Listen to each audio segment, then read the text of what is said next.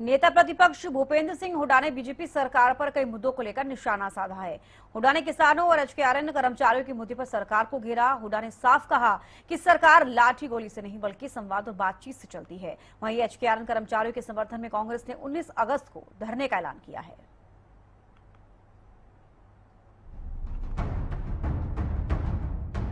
हरियाणा में एचकेआरएन कर्मचारियों के मुद्दे पर सियासत गर्मा गई है। नेता प्रतिपक्ष भूपेंद्र सिंह हुड्डा ने कर्मचारियों के समर्थन में सरकार के खिलाफ मोर्चा खोलने का ऐलान किया है। हुड्डा ने कहा कि कांग्रेस 19 अगस्त को एचकेआरएन कार्यालय के सामने धरना देगी। हुड्डा ने एचकेआरएन कर्मचारियों को नियमित करने और नियमित भर्ती शुरू करने की मांग उठाई। उन्होंने सरकार पर कर्मचारियों के भविष्य को लेकर गंभीर नहीं होने का आरोप लगाया। कांग्रेस का कहना है कि लंबे समय से काम कर रहे कर्मचारियों को नौकरी की सुरक्षा मिलनी चाहिए। 19 तारीख को हम जो है पंचकुला में एचकेआरएन ऑफिस के सामने जो धरना रखेंगे, कांग्रेस पार्टी और हम सब साथी और सारे मेरे विधायक साथी, सांसद साथी और जो जिला के अध्यक्ष है वो और जो भी वरिष्ठ नेता हैं हमारे कांग्रेस के पूर्व विधायक रखेंगे। जो युवाओं के भविष्य के साथ खिलवाड़ करी सरकार एचकेआरएन के नाम से, इनका तो वायदा था चुनाव में कि हम सबको नियमित करेंगे, पक्का करेंगे। आज जो धोखा हो रहा है, जिसकी जॉब की 60,000 रुपये तनख्वाह होनी चाहिए, ये 19,000 में लगा रहे हैं। और दो चीज होती है, जो रोजगार देने की बात कहते हैं, ये रोजगार एम्प्लॉयमेंट नहीं देते, ये डिप्लॉयमेंट कर रहे हैं कॉन्ट्रेक्चुअल। वो ना उसमें पर पेंशन होगी, ना ग्रेजुएटी होगी, ना कैजुअल लीव होगा। ये इतना भारी धोखा हो रहा है, धोखा हम चलने देंगे। सरकार से ये है कि तुरंत जितने एचकेआरएन के वो हैं उनको नियमित करें और आगे भर्ती नियमित करें। खिलवाड़ युवाओं के भविष्य से खिलवाड़ छोड़ दें। हाँ, तो ये मैं कहता हूँ भाई उनसे बात करो, क्या समस्या है, समस्या का समाधान निकालो। रोके थे ना पहले भी रोके थे, जब किसानों के खिलाफ कानून लेके आए थे, मजबूरन वापस करने पड़े ना। और जब ये जैन जी की बात कह रहे हैं, जो आवाज उठी और जो हुआ नीट में और इसमें, जब उसके हुआ शुरू में अगर धर्मेंद्र प्रधान इस्तीफा दे देते तो इतनी ना तो लाठी चोट लगती, ना इतना नुकसान होता। नैतिकता उनका यही था, उसी समय इस्तीफा दे देना चाहिए। वहीं हुड्डा ने किसानों को रोके जाने के मुद्दे पर भी सरकार से बातचीत कर समाधान निकालने की अपील की है। उन्होंने कहा कि लोकतंत्र में अपनी बात रखने का अधिकार सभी को है और सरकार को किसानों के साथ संवाद करना चाहिए। अब 19 अगस्त को होने वाले कांग्रेस के धरने के साथ एचकेआरएन कर्मचारियों का मुद्दा एक बार फिर सियासी केंद्र में आने वाला है। अब देखना होगा कि सरकार इन मांगों पर क्या रुख अपनाती है।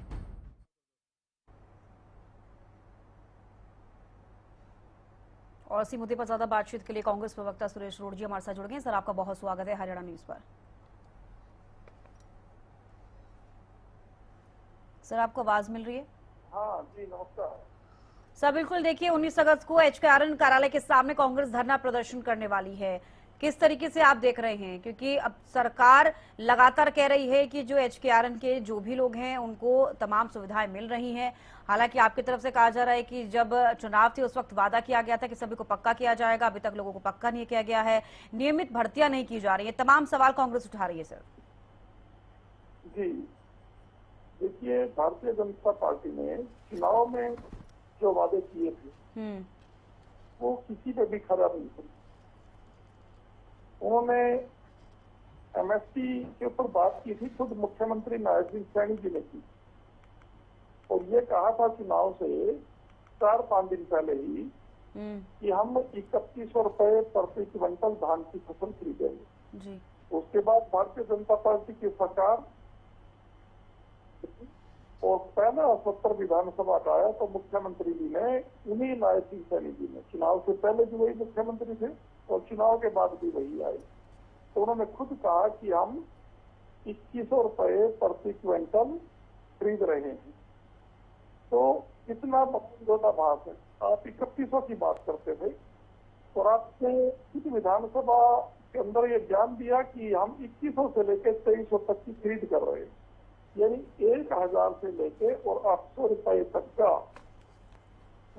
अंतर जो है वो आपकी करनी और कथनी में अंतर को साबित करता है। ये मुख्यमंत्री की वादा खिलाफी इसको आप कह सकते हैं। आपने रोजगार देने की बात की थी, कहीं भी कोई रोजगार देती हुई सरकार नजर आई हो तो बताइएगा। उल्टा कटे पे नमक छिड़कने वाली बात की है।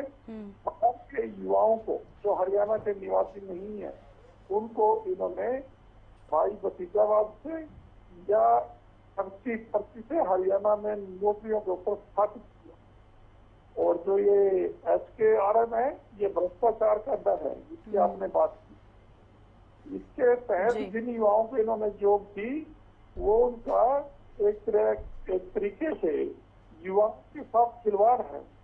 जो सुविधाएं या उनको पक्का करने की मांग थी उस पर सरकार खरी नहीं उतरी है। और कांग्रेस पार्टी प्रदेश के हर वर्ग के साथ खड़ी नजर आएगी। हर वर्ग की समस्याओं के लिए सरकार को घेरने का काम करेगी। ये हमारा प्रजातांत्रिक अधिकार भी है और विपक्ष का कर्तव्य भी बनता है। और दूसरी बात, विपक्ष इस बात मजबूत विपक्ष है, 39% यानी सत्ता पक्ष के बराबर मतदान हासिल करके हम विपक्ष में बैठे हुए हैं। तो सरकार को लोगों के साथ जिस तरीके से झांसी में हुआ, करनाल में हुआ, करा रहे हैं करनाल में, और आप दूसरी तरफ झांसी में एक जिले का पुलिस कप्तान पत्थर फेंकता हुआ नजर आया प्रदेशवासियों को, देशवासियों को। इससे ज्यादा शर्म वाली बात क्या हो सकती है? ठीक है सर। यानी भारतीय जनता पार्टी अपने कर्तव्य से मुंह मोड़ चुकी है। और फिर जब जनता की मांग की है चली, उस मांग दबाने के लिए ये छोटे हथकंडे अपना रही है। लोगों को इस तरीके से आप डरा धमकाकर उनके अधिकारों से वंचित नहीं कर सकते। और खासतौर पर श्री राहुल गांधी की कांग्रेस पार्टी के होते हुए मजबूत विपक्ष हरियाणा में भी है और केंद्र में भी। ठीक है सर, मैं लौटूंगी आपके पास। ठीक है। जिस तरीके से धर्मेंद्र प्रधान जी का इस्तीफा हुआ, आप लोगों को अगर पहले जैसे हमारे नेता प्रतिपक्ष चौधरी भूपेंद्र सिंह हुड्डा ने कहा कि अगर धर्मेंद्र प्रधान का इस्तीफा दे देते या नरेंद्र मोदी जी ले लेते तो छात्रों को इतनी चोटें नहीं आती। और अगर कोई पुलिस का जवान भी घायल हुआ है तो उसके लिए भी सरकार जिम्मेदार है। ठीक है सर, मैं लौटूंगी आपके पास। बीजेपी प्रवक्ता रामराजी शर्मा जी भी हमारे साथ जुड़ गए हैं। सर बहुत स्वागत है आपका। रामराजी जी, सुना आपने सुरेश जी की आप कुछ कहते हुए नजर आए। अब देखिए, HKRM कर्मचारियों को नियमित करने की मांग कांग्रेस कर रही है। भूपेंद्र सिंह हुड्डा का आपने सुना होगा बयान, प्रेस कॉन्फ्रेंस जो उन्होंने की थी। अब उसके बाद सीधे तौर पर बात की जाए तो 19 अगस्त को वो धरना प्रदर्शन भी करने वाले हैं। आप इसको लेकर क्या कहना चाहेंगे? HKRM कर्मचारियों के समर्थन में भूपेंद्र सिंह हुड्डा नजर आ रहे हैं। देखो, जिस तरह से कांग्रेस कर रही है ये बौखलाहट में इनका नतीजा है। बौखलाहट में उलझुल बातें कर रही है, उलझुल फैसले ले रही है। सच्चाई ये है ये युवा विरोधी है, महिला विरोधी है, किसान विरोधी है। और इसलिए जनता ने इनको नकार दिया। जनता द्वारा नकारे गए लोग हैं, बौखलाहट में उलझुल बातें करते हैं, उलझुल फैसले लेते हैं। सच्चाई ये है आज चाहे मातृशक्ति हो, हमारी बहनें हो, चाहे हमारा युवा वर्ग हो, किसान वर्ग, आज ये सभी वर्गों की सरकार है। ये डॉक्टर नायब सिंह सैनी का हरियाणा, नशा मुक्त हरियाणा, अपराध मुक्त हरियाणा, भ्रष्टाचार मुक्त हरियाणा, सबका साथ, सबका विकास, सबका विश्वास, सबका प्रयास, इस पैटर्न पर हमारी सरकार काम कर रही है। और ये HKRM में कौन कर्मचारी हैं आपको मैं बताना चाहूंगा। इनके टाइम में ठेका प्रथा होती थी, ठेका प्रथा। मुख्यमंत्री अपने चेते को ठेका दे देता था। वो फिर क्या करता, अपनी मर्जी के बच्चे लगा देता, पैसे लेकर भर्ती करता, ना उनका PF ESI जमा कराता, ना उनको मिनिमम वेज देता, ना उनको पूरी सैलरी देता जी। फिर उनको हटा देता 2-4 महीने बाद, फिर ऐसे करता। तो इस प्रथा को बंद किया हमारी सरकार ने। और HKRM हरियाणा कौशल रोजगार निगम हमारी सरकार लेकर आई। और माननीय मुख्यमंत्री जी जुबान के धनी हैं। उन्होंने जब हमारी पार्टी ने उनको सेकंड टाइम का मुख्यमंत्री घोषित किया था तो उन्होंने कहा था भाई भगवान रूपी जनता के आशीर्वाद से, भगवान की असीम कृपा से हमारी सरकार आएगी और मैं दूसरी बार मुख्यमंत्री बनूंगा और इन बच्चों को जो ये HKRN में बच्चे हैं, हमारे परिवार के सदस्य हैं, लगभग 1.25 लाख, इनको रोजगार की गारंटी दूंगा। उन्होंने रिटायरमेंट तक इनको रोजगार की गारंटी दी। DSC समाज से वायदा करा था उनको, उनका हक दिलाया। आज इन्वेस्टर की पहली पसंद हरियाणा बनता जा रहा है, यही कारण है।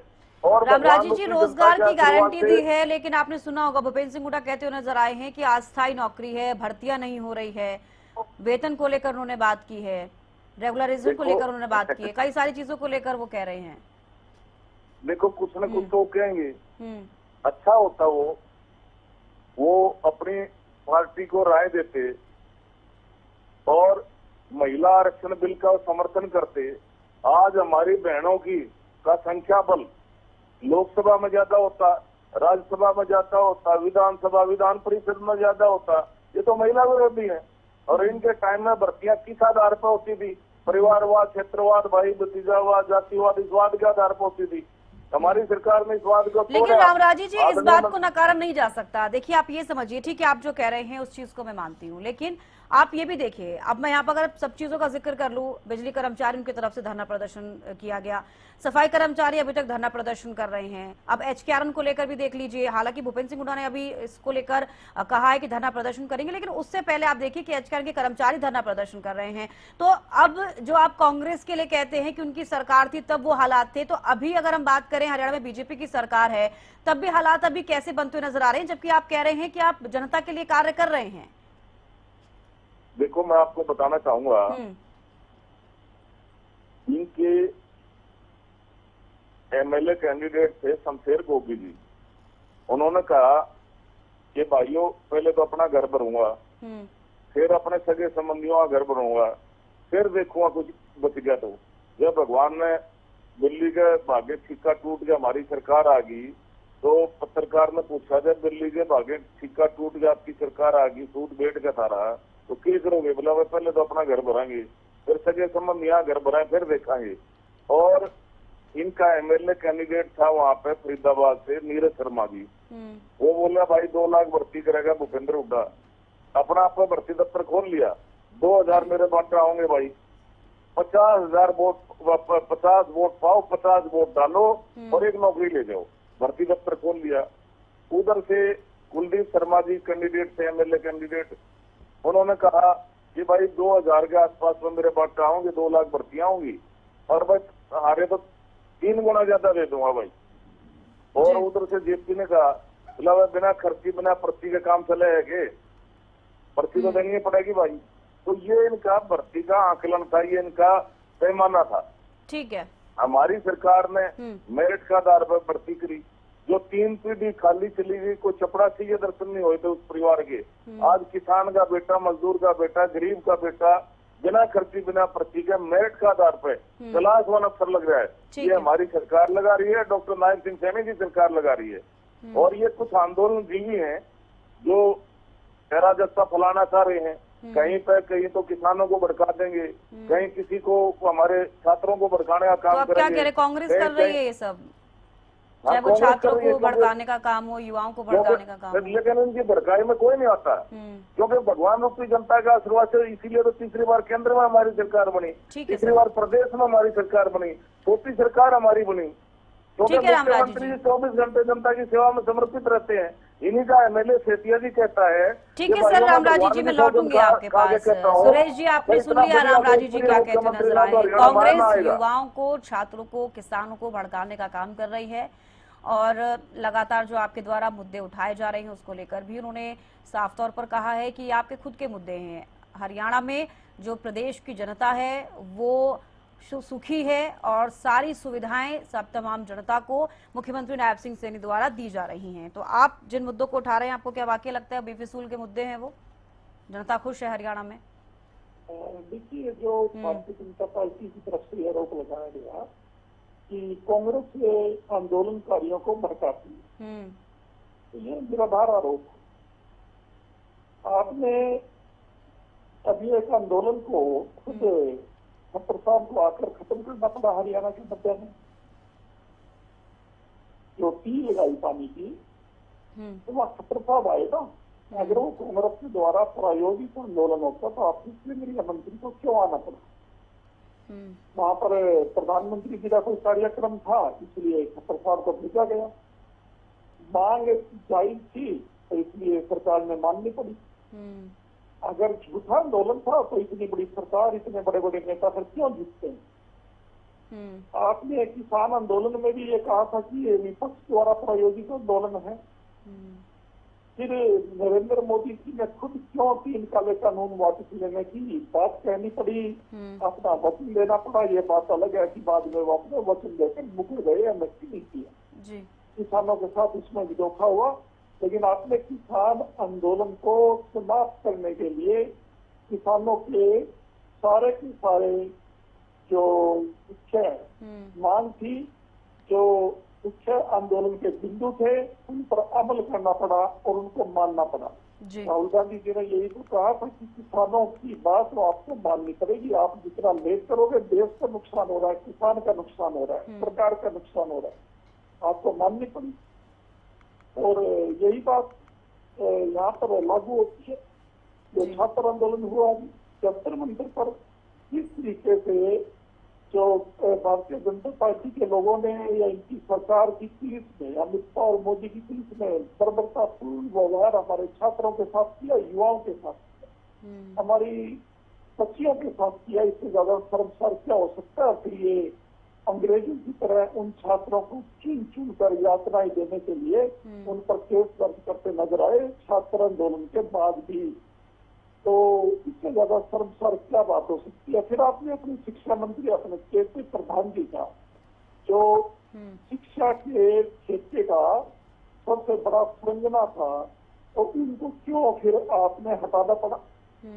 अगर आप छात्र आंदोलन को ही झूठा मानते हो तो आप सबसे शक्तिशाली मंत्री प्रधान को झूठा साबित कर चुके हैं। सुरेश जी ठीक है, अब अभी आप हरियाणा की बात कीजिए, ठीक है, वो मैं समझ रही हूँ आपकी बात। अगर वाकई कोई बात है तभी धर्मेंद्र प्रधान को इस्तीफा देना पड़ा। अब हरियाणा की बात कीजिए कि जिस तरीके से सवाल उठाए जा रहे हैं, आपको लगता है वाकई? जी, मैंने आपको शुरू में हरियाणा की बात बताई कि सुपर मुख्यमंत्री जिनको मनोहर लाल खट्टर जी कहा जाता है, तो यशस्वी खट्टर साहब बोलते हैं बीजेपी के लोग, वो खुद आए नींद में। कहता हूँ अभी मैंने आंदोलन को खत्म किया, यह हरियाणा के मरने की बात है, तो इससे ऊपर क्या हो सकता है?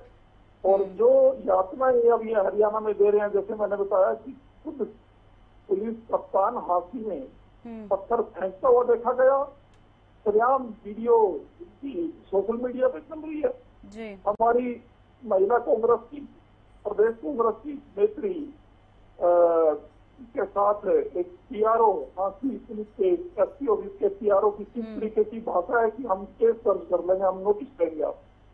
उन्होंने कहा कि जो एक्चुअल में फोटो या वीडियो आई कप्तान की पत्थर फेंकने की, मैंने तो अपने ग्रुप में वही शेयर किया। वो ऑडियो आपने सुनी होगी कि कल आपके चैनल के संज्ञान में होनी चाहिए। बस किरण मलिक जी, हमारी बहादुर महिला ने किस तरीके से आवाज उठाई, तो कहा कि मैं डरती नहीं, आप जो मर्जी नोटिस दें, आप मेरे पे केस दर्ज करें।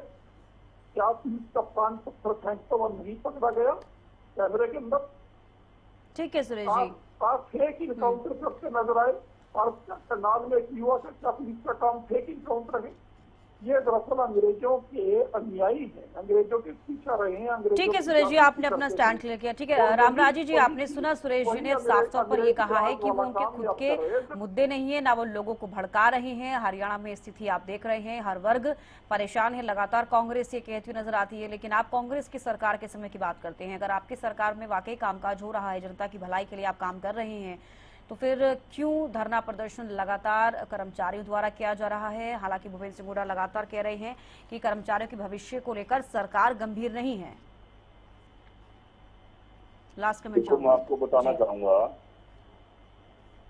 सरदार गुरनाम सिंह चटूनी किसान नेता है, उसने चैनल के ऊपर कहा था कि भाइयों, हमने तो एमएलए इलेक्शन से पहले हरियाणा में कांग्रेस के पक्ष में माहौल बनाने में कोई कसर नहीं छोड़ी, बीजेपी के खिलाफ खूब माहौल खड़ा करा, लेकिन भूपेंद्र हुड्डा जी इसको कैश नहीं कर पाए। इसका मतलब किसान नेताओं में इनमें कोई कांग्रेस में डील हुई थी, वो डील पर कांग्रेस खरी नहीं उतरी। उन्होंने इसका क्या नाम है गेट खोल दिया।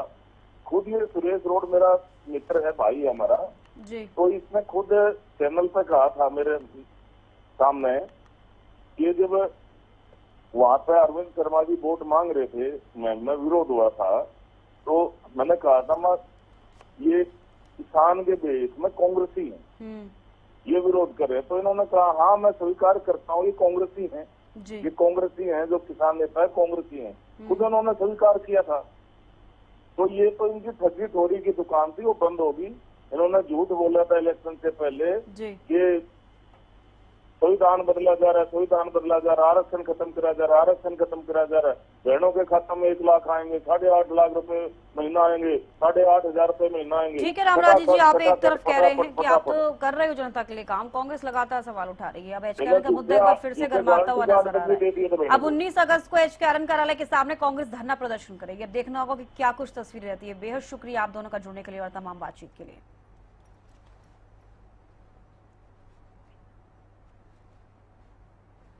यहाँ रुकने छोटे से ब्रेक ले, जल्द लौटेंगे, आप बने रहिए।